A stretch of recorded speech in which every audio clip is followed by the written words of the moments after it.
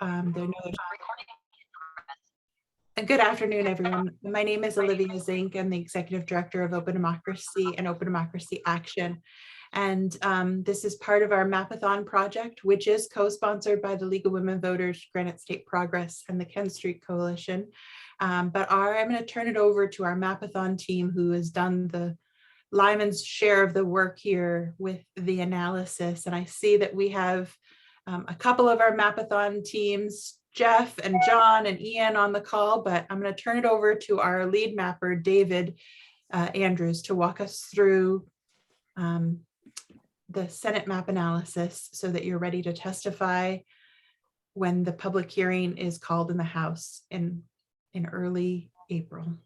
Go ahead, David. Take us away. Hey, everyone. Good afternoon. I'm Dave Andrews. Like Olivia said, I'm the lead mapper for the Map-A-Thon team. I also work as a data analyst for the Redistricting Data Hub. Just so you know a little bit about me. Let me just jump into our report real quick. So this is concerning the proposed Senate map. They're going to be having a hearing in the New Hampshire House for this map. We don't have a date yet, but we're thinking probably early April. So probably sometime in the next week or two, which is why we're going to do a briefing about it right now.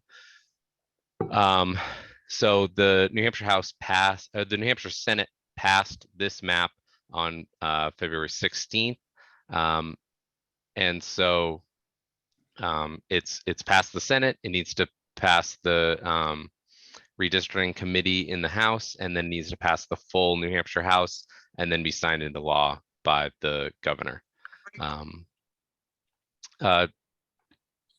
We'll post a link to this report in the chat, and then you'll be able to get some kind of idea of some terms that we're going to be using throughout. If you have any other questions, so let me know. So just some quick takeaways.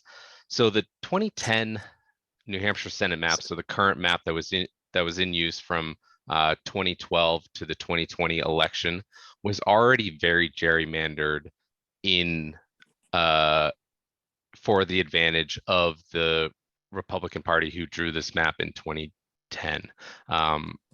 In 2010, they had won a supermajority in the Senate, in the House, so they were able to bypass Governor Lynch's veto of these maps. And so the current Senate map is already very gerrymandered, in that 50.2% of the vote share went to Republicans in 2020, 49.8% to Democrats. So you would think that with a 24-seat Senate, it would probably be 12-12, maybe 13-11 in favor of Republicans, but instead it was a 14-10 Republican advantage. If this map had been in place, it would have been a 15-9 Republican advantage in the Senate. But even looking further than that, this map is built to be a 16-8 Republican advantage map.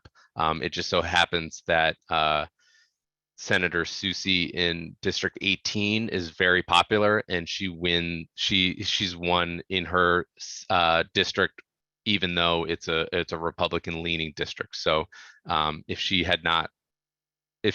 didn't run in the future, it could easily be a 16-8 GOP majority, which is a super majority in the Senate. So on the right in red, you'll see the currently proposed map. It passed the Senate. And then in the middle is the Democrats' proposal, which is on the table in the Senate. I would expect that this will be put forward as an amendment in the House or something similar to this. And then all the way on the left, you'll see Map-A-Thon's map that we came up with to put forward our ideas. So here's kind of how the maps shake out with communities of interest. So population deviation, the Republican map is actually pretty good comparatively to the Democrats and our proposal. It gets a little tricky. So the way that it's mapped in Nashua, if you try to keep most of Nashua together in one Senate district, that comes out with a deviation of 4.97. So it makes it very difficult to have a very low deviation in the Senate maps if you keep Nashua together. But this proposal actually does a decent job of that. In district compactness, though, the Republican map does not do a very good job. You can see the Map-A-Thon map is a lot more compact, and then the Democrats' proposal, and then the Republicans. Same thing with high school SAUs, which is one of the things that we focused on a lot in our map. And then also you get a lot more shared police or fire preserved in both the Democrats and the Map-A-Thon's map. So this kind of goes to show that they didn't really take into account communities of interest when they were drawing this map. So here's kind of the Map-A-Thon proposal. In 2020, it would have shaken out to a 11-13 map. There's 2 very competitive districts. So you can see this one would have only been won by a few votes, 50.1 to 49.9. And then there's another couple very close districts in there. So this map would, swing either way given whatever election you had. It has a very high compactness score. It does have a decently high deviation, but most of that, like 5% of that, is from one district in Nashua. So you do get some kind of odd shaped districts in this. For instance, this district down here, but the real reason for this mostly is because it's following high school SAU lines. It's not done for partisan gain like the Republican proposal is. So here is the Democrats' proposal. You can see it's pretty similar to the current map. They shifted around things a little bit, but not too much. But again, this would have been a 13 to 11 map, but it also has 1 very competitive and 6 pretty competitive districts. So this is another map where it would be very competitive from election to election. But now on to the Republican proposal, which is the map that is going to be going to the House and what we're all focused on. So in essence, this map tries to pack as many Democrats into 8 districts as possible. Those districts are District 5, which is kind of the Hanover area, and it grabs Plymouth and New London. District 10, which is the Keene area, and then it reaches out and grabs Hancock and Peterborough. District 13, which is most of Nashua. District 20, which is most of Manchester. District 15, which is Concord, Bow, and Hopkinton. District 4, which is Dover, Somersworth, and Rollinsford. District 21, which is Portsmouth and Durham. And then kind of the 24, which is the Seacoast. So you got Rye and Exeter and Stratham and all those Democratic leaning towns.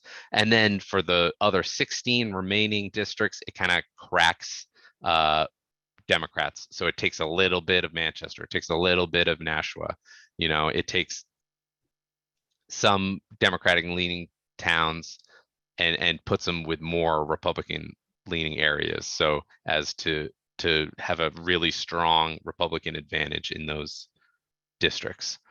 There's only 4 kind of competitive districts in this map.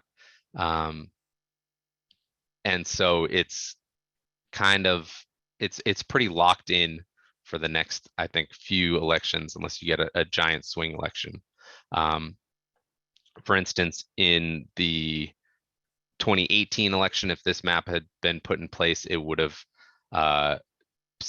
the Democrats would not have been able to win a majority of the seats like they did with the old map. Some kind of highlighted, kind of really funky districts you can see District 9 goes from Bedford all the way to Hinsdale on the border. It's 72 miles long. It doesn't follow any highway. It would take nearly 2 hours to drive the whole thing. District 8 is another one where it kind of reaches out and grabs Dunbarton kind of funkily along the top of Hillsborough County. But overall, a very terrible map. It doesn't take into account SAUs at all. It breaks up 36 of them.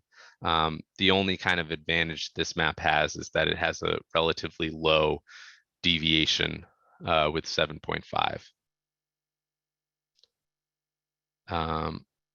So one thing that Republicans will kind of challenge is that, you know, we needed to make changes. There needed to be changes made in this map because the deviation increased, and thus we needed to make drastic changes to the map. And it's just not true. There's a map that so in the left is the 2010 map, which is the current map. And then I created a map moving just 10 towns from this map and got a deviation lower than the proposed Senate map, which is the one on the right. So pretty much all I did was District 1 lost a bunch of people, so I had to add it in, I believe it's Haverhill, and then kind of shifted some towns around. 15 of these districts would have remained the same if they had just changed at the least amount that they needed to. So like all the Seacoast districts are the same. All the Manchester districts are the same. It really just shifts around kind of 1, 3, 5, 7, 10, and 9, I think.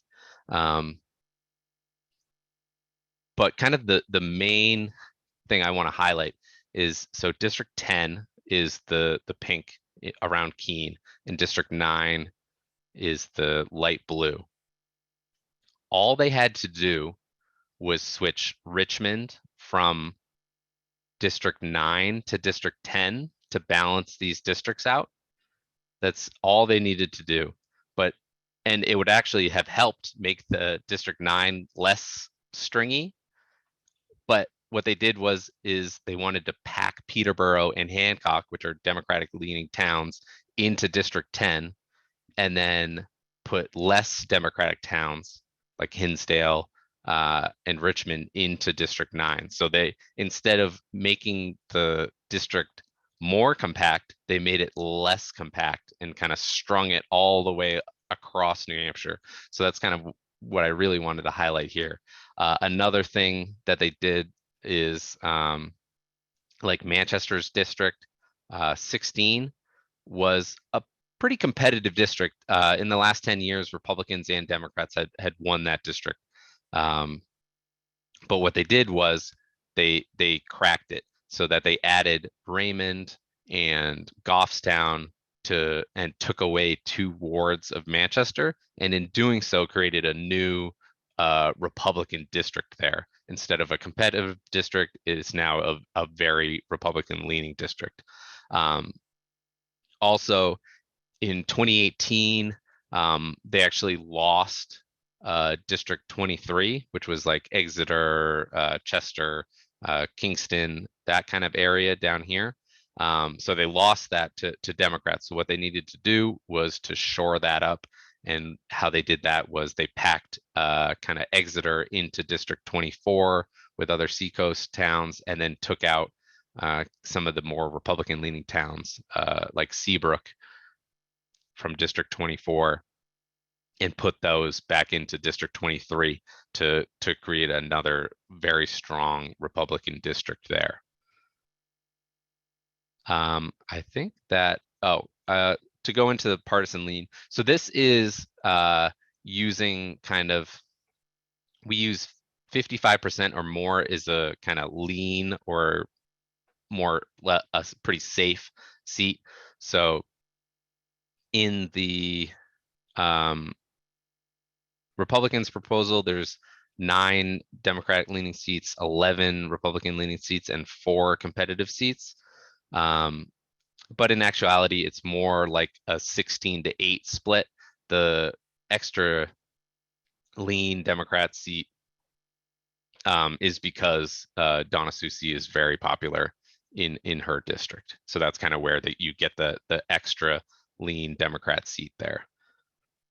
And then all 4 of these competitive seats lean Republican. So instead of kind of the Map-A-Thon with 6 competitive seats and the Democrats' proposal with 7, you get only one with 4 seats. I think that if Senator Soucy remains in her chair, the Democrats can win in a pretty strong election. They can win 12 seats fairly easily, but the 13th seat is going to be very difficult in the next 4 to 6 years to win. And then I think that's about it. Does anybody have any questions on this?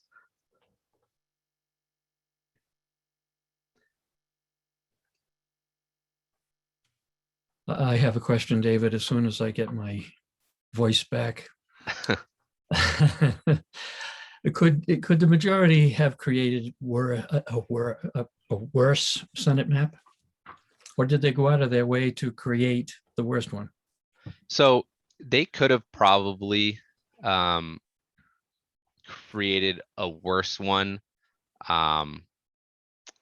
but I don't know if they could have created a worse one without protecting incumbents. So that's kind of the 2 main things that they did with this map, is they protected incumbents and they made it more Republican leaning. So the only kind of senators that were kind of moved out of their districts were Senator Gaida out of Plymouth and Senator French out of 7.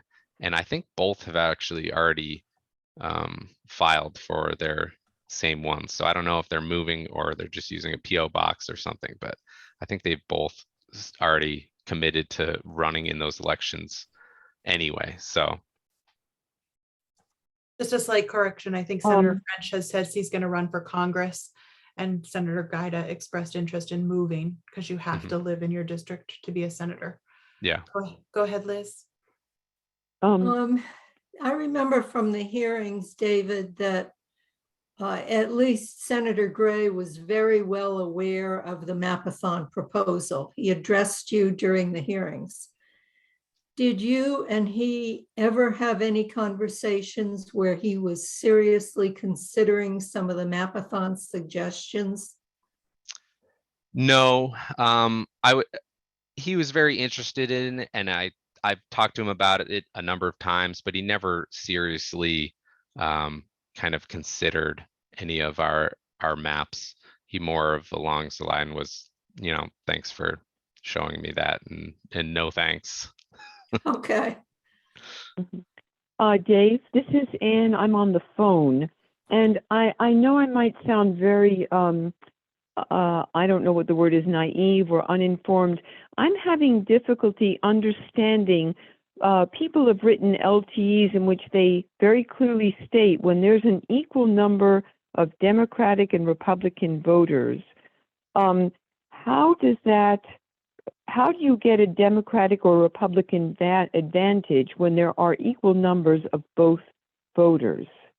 You see what I mean? Yeah. So how do you pack? So you have 50 and 50, let's say, for argument's sake, 50 Democrats, 50 Republicans.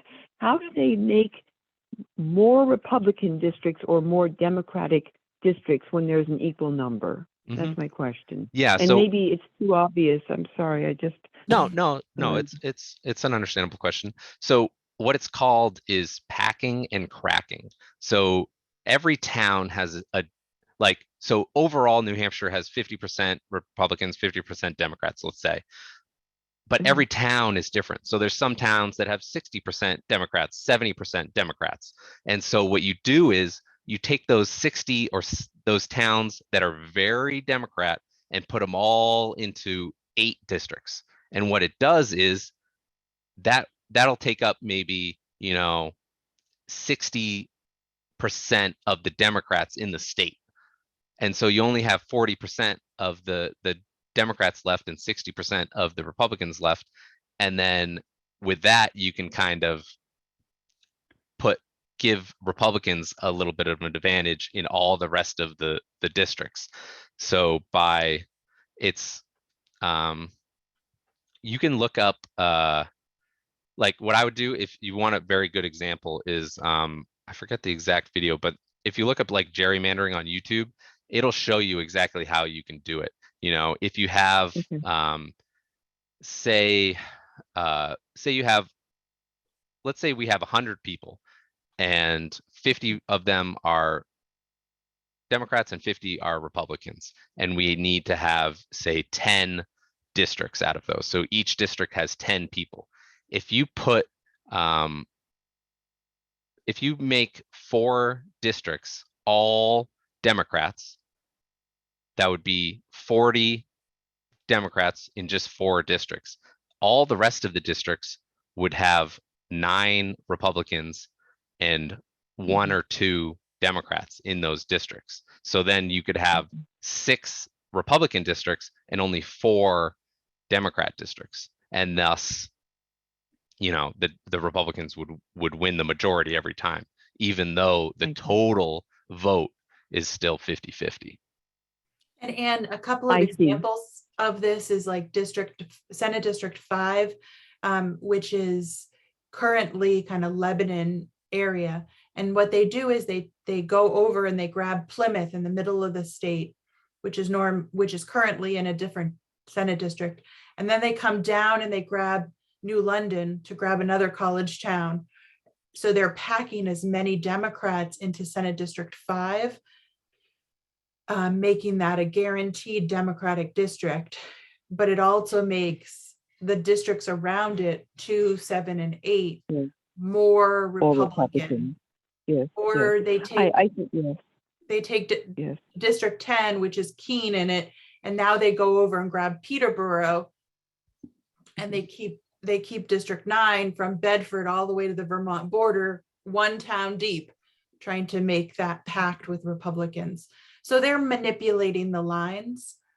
And I think that's the thing that, when you stood up at the Chester town meeting and said we want a fair redistricting process, and all of the voters in Chester agreed with you, I think that's what we're trying to illustrate, and that we need to drive those points home when we are going to the House hearing, that voters want fair districts. They want their voice to count, no matter if they're Republican. I mean, if you're a Democrat who's now in 5, like if you live in a Republican, if you live in New London, you're going to feel like, oh, my Republican vote for Senate doesn't matter as much as it did for the last 10 years, because I'm now packed in a Democratic leaning district. And I think that's the thing that I think, to your question, we want people to have faith in their voting process.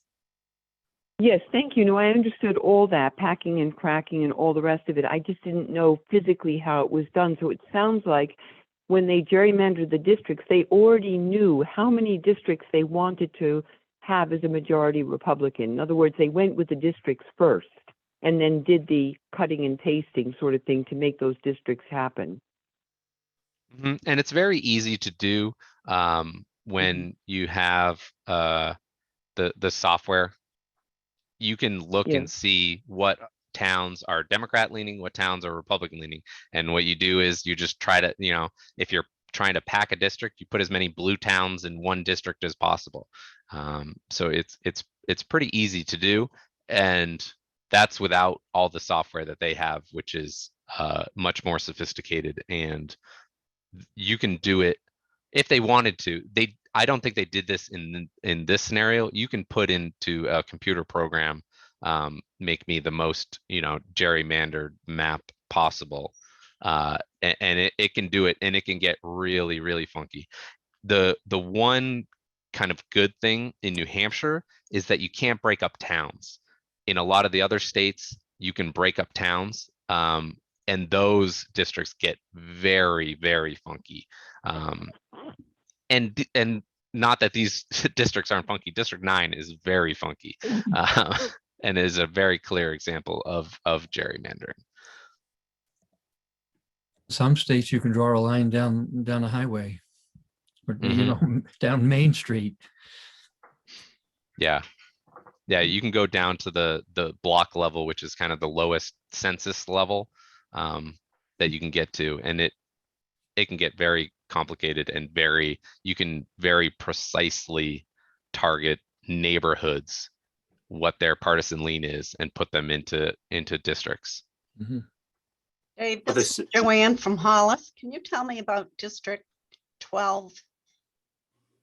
Sure. Yeah, so District 12 actually remains the same as in 2010. It was a little bit funky to begin with. What it does is it takes 3 wards of Nashua and then combines it with some kind of swing towns in Hollis. But then it goes all the way out and grabs Ringe, which is a pretty Republican town. This District 12 is actually one of the more competitive districts in this map.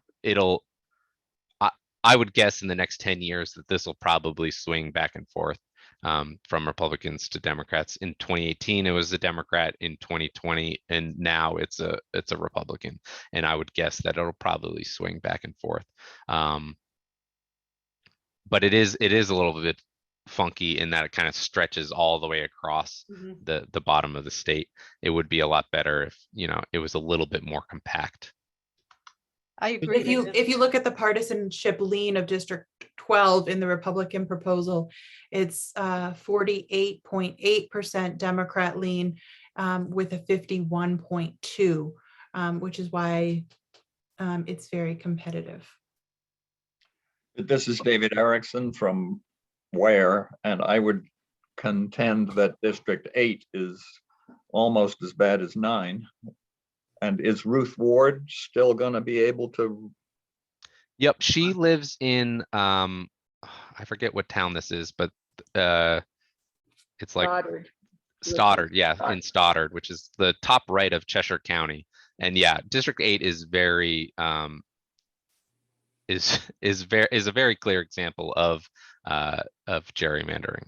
You can see it goes all the way and grabs Dunbarton, which is a little weird because Dunbarton's actually a Democrat leaning town, but it grabs Ware and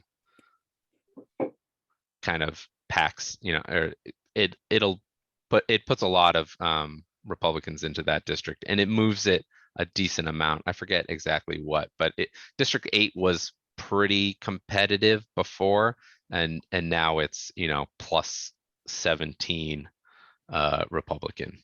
That's why they could afford to put in Dunbarton. Yeah. And David, when you're preparing testimony, I hope you can either come in person or write written testimony, but I think you could say, as a voter in Ware, what do you have in common with voters in Croydon?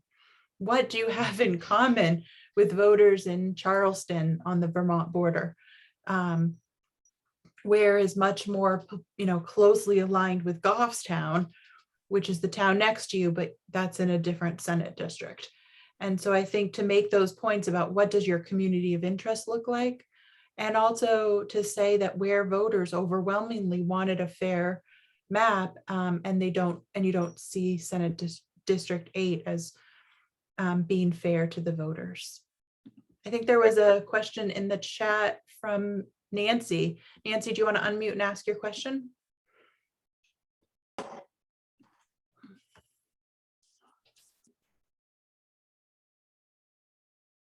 Is it not visible? Oh, it's Okay. visible. Just wanted to see if you can get your voice in there. Oh, okay. Undeclared voters are the majority. how valid is the assumption that undeclareds keep voting the way they had been voting, as it appears that that is an assumption of map makers? So what they mostly use is they do use voter registration a little bit, but mostly they use like past election results. And so, you know, undeclared voters have a tendency to vote either way. But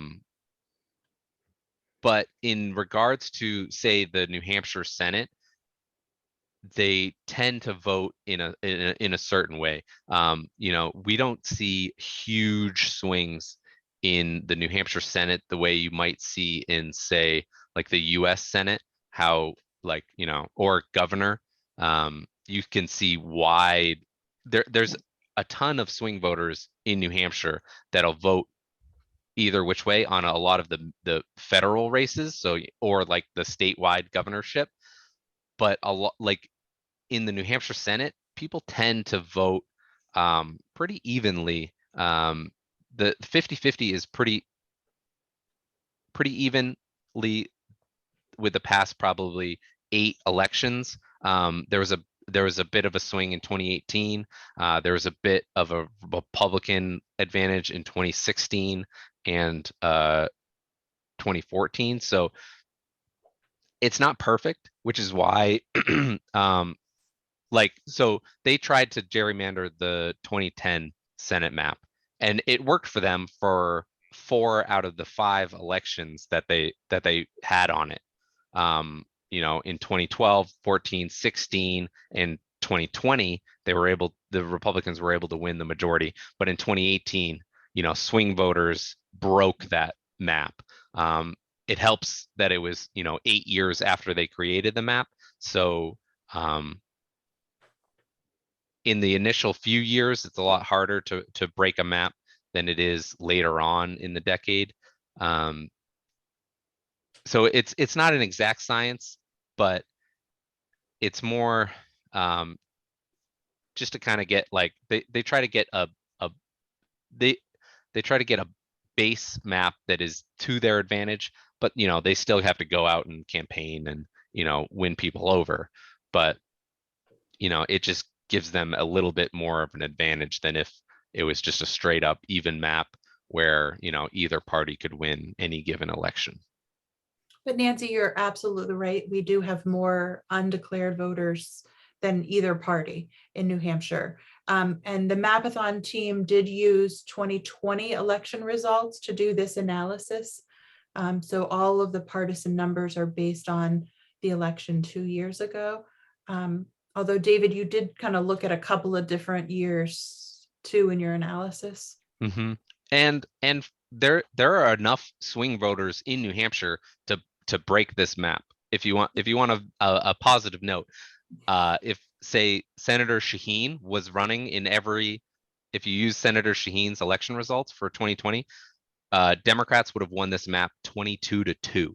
So there are enough people willing to swing vote to put this map any given direction. It's just, you know, they just have to, you know, choose that.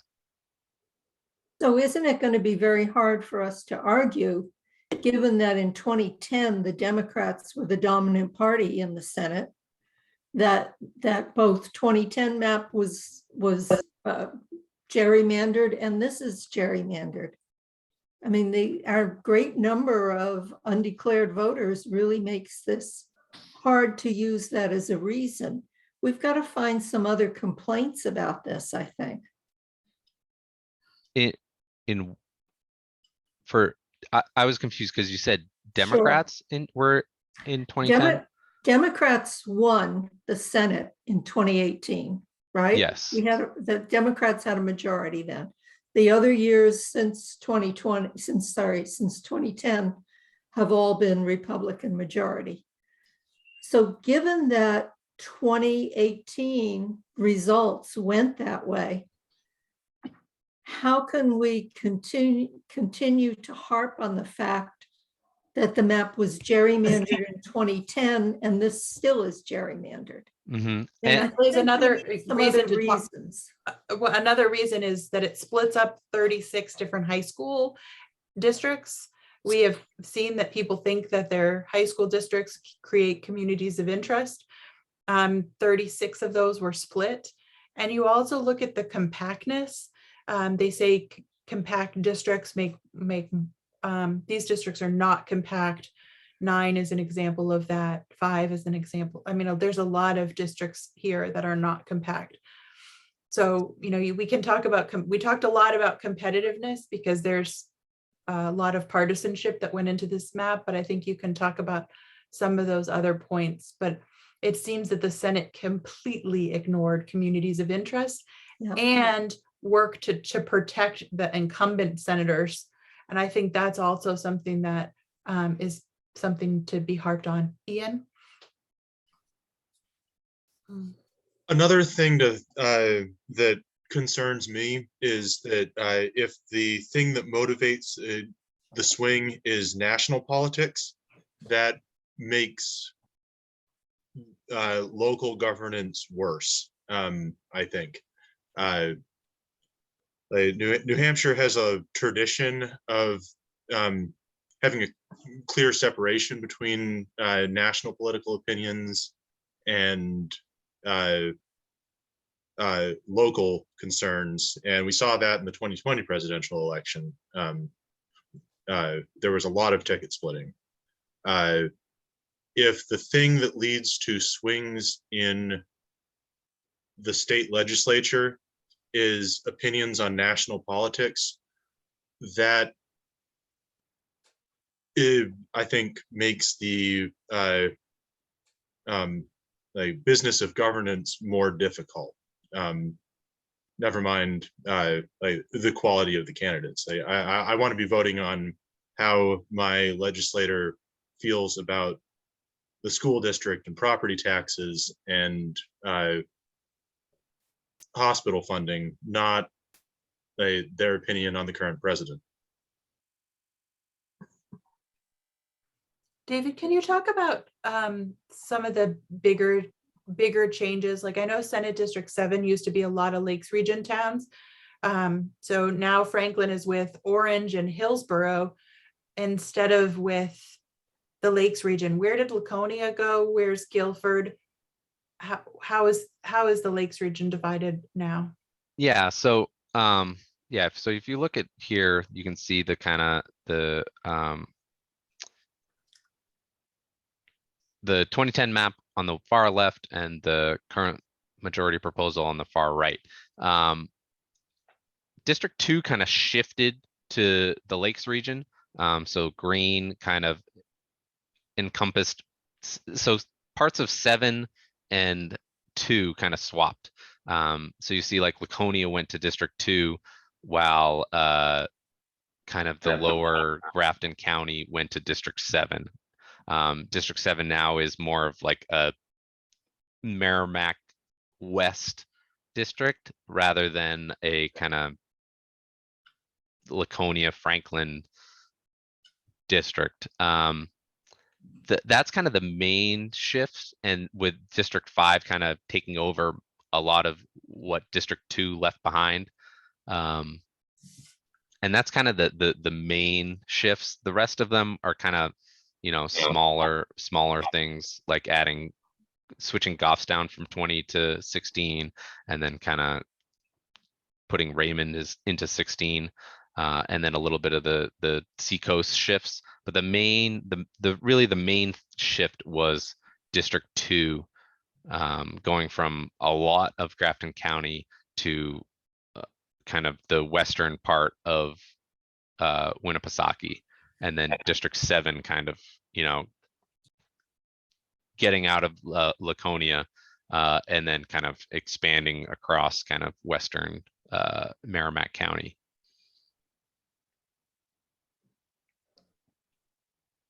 And then there's some funky things that like District 3 now encompasses kind of the White Mountains. I don't know if that was just because Senator Bradley likes to hike and they they wanted to give him the White Mountains or something, but it makes no sense to me because no one actually lives in any of those towns that they added into District 3. So I'm guessing that was a weird Senator Bradley request or something. I'm not sure. David, can you talk a little bit more about the cities? Nashua is too large to just have one senator, I believe. And of course, the same is true of Manchester, right? So Yep. they have to be split up and pick up smaller towns on the periphery. Did they do this logically? I mean, as far as any of this is logical, because communities of interest fall apart at that point. Yeah, so I think Nashua is done pretty logically. There's only kind of one way to have Nashua have one Senate seat. The secondary second Senate seat is pretty questionable. What you could do is, you could put 3 wards of Nashua with Merrimack. You could put 3 wards of Nashua with Hudson if they had redone their wards a different way. Or you could do it with, Hollis and Amherst and maybe a couple other towns. So Nashua is not really that bad. The problem with Nashua is that the wards were done in a certain way, so they had to kind of do it this way. They had to have the 3 wards on the western side needed to be the ones that were put with other towns. But you could have done it, you could have put them with Merrimack or had a not less kind of strung out district. Manchester, they could have cut into 2. It actually perfectly divides into 2 districts, which is what we had in our Map-A-Thon group. The reasoning that they said that they didn't do this was because they didn't want to combine 2 incumbents together. There's 3 Democrats from Manchester currently, and so their reasoning was they didn't want to put them all into one district, even though District 16 is most likely not going to be won by a Democrat. I forget the senator's name, but Senator Kevin Kavanaugh. yeah, Senator Kavanaugh. He's likely going to lose that seat. So instead of having kind of 2 very solid Democrat seats in Manchester, if you kind of split it in 2, it leads to 1 solid Democrat seat in Manchester, one Manchester ward with a very Republican district that Democrats are likely to lose, and then Senator Susie's district, which is a lean Republican district, but she's very popular, so she wins that pretty handedly. Okay, thank you. Yeah, and then all the other cities are small enough to not be kind of split up. But Liz, you have Senate District 16, where they take Ward 1 of Manchester, just 1 ward of Manchester, combine it with Candia, Goffstown, Hooksett, and Raymond. You take Senate District 18, which has wards 5, 6, 7, 8, and of Manchester, 9 of Manchester, and combine it with Litchfield. And then you have District 20, which is all of wards in Manchester. So it's wards 2, 3, 4, 10, 11, and 12.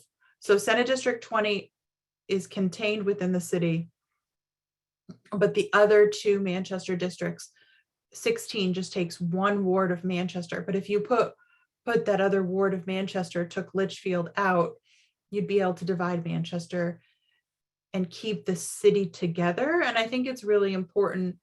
That's another point of like, is it more important to gerrymander for partisan gain or to keep cities together?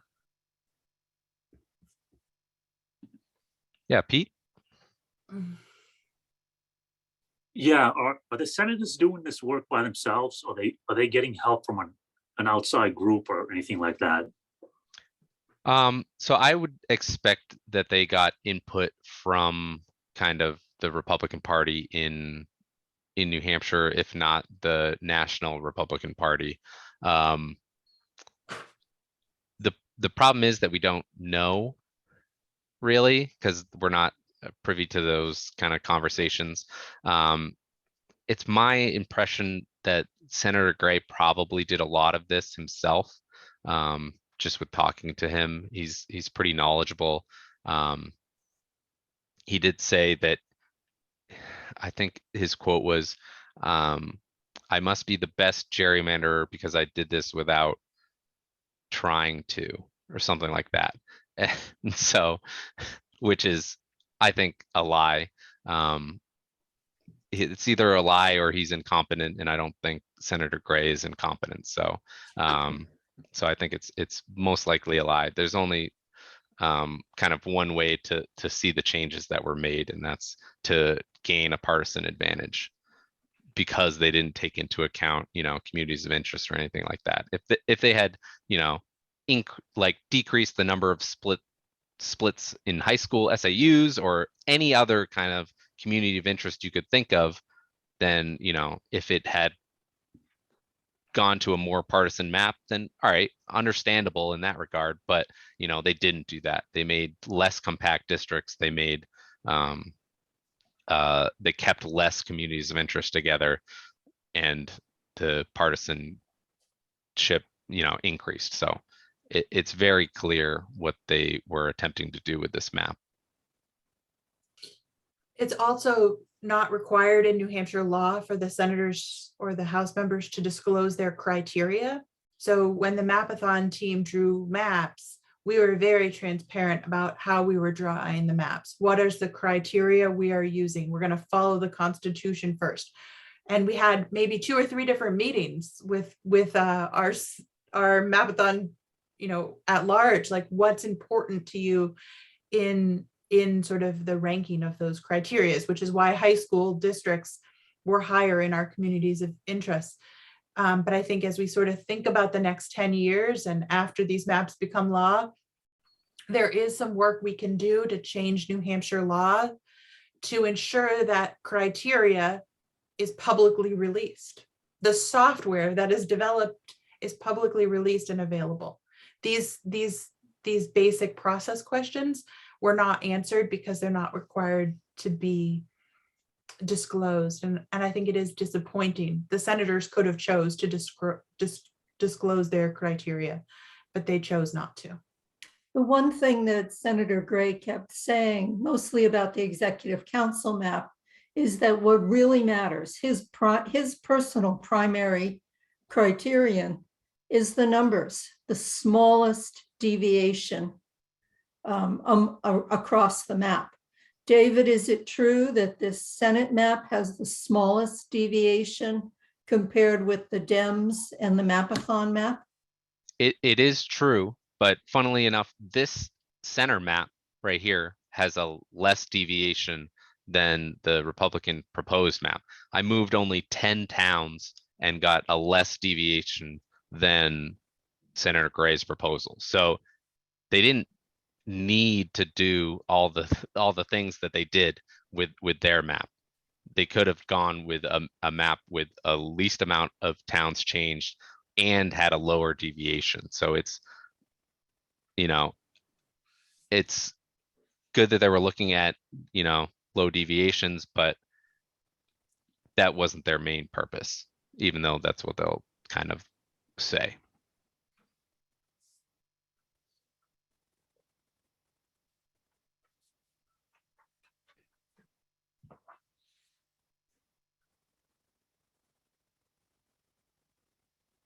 Are there any other questions about the maps?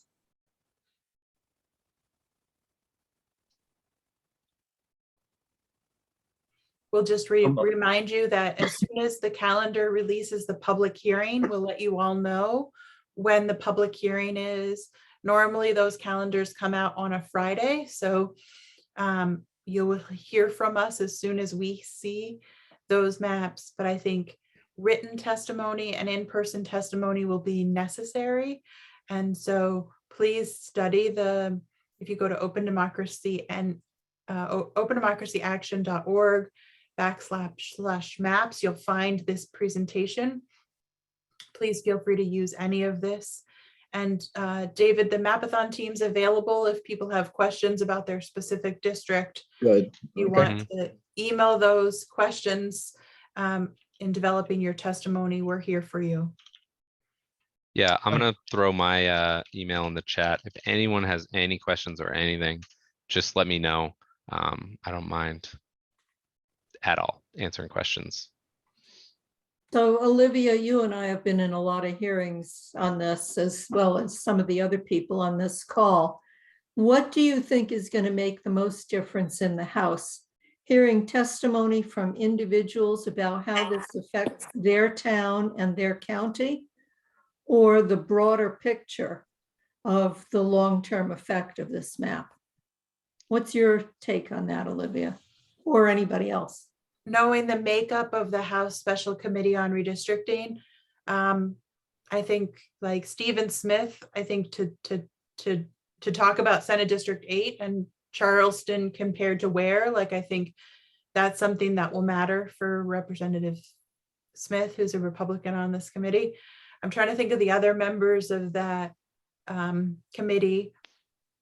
There is a majority of Republicans, so I think arguments that might sway conservatives, Republicans who live in certain districts that might feel like their voice doesn't matter. So if you know a Republican from New London who will speak out about not really having a say anymore because of they're packing New London in with other college towns. And Liz, you know, we do not know what the Senate will do on this, but we do know they have 2 months left before they have to put a map on the governor's desk. There's only 2 more months left of session. So and the other thing that might be worth calling for is emailing Barbara Griffin. During the House sessions, they did have a public hearing in the evening because the people demanded it. So people who were working could get to the State House and have a voice on this.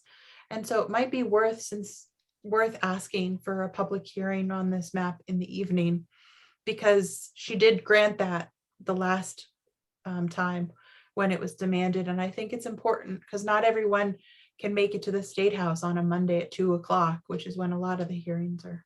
Thursday at 10 a.m. You know, it's not accessible to a lot of people. And because these maps are our districts for the next 10 years, I think it's important that we bring as much sunshine to the process as possible.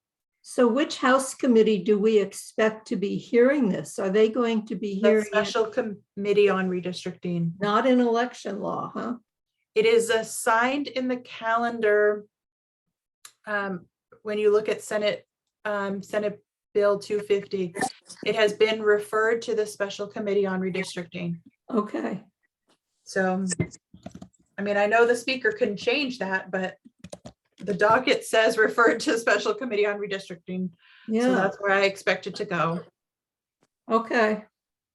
That surprises me. I didn't realize that. Thank you.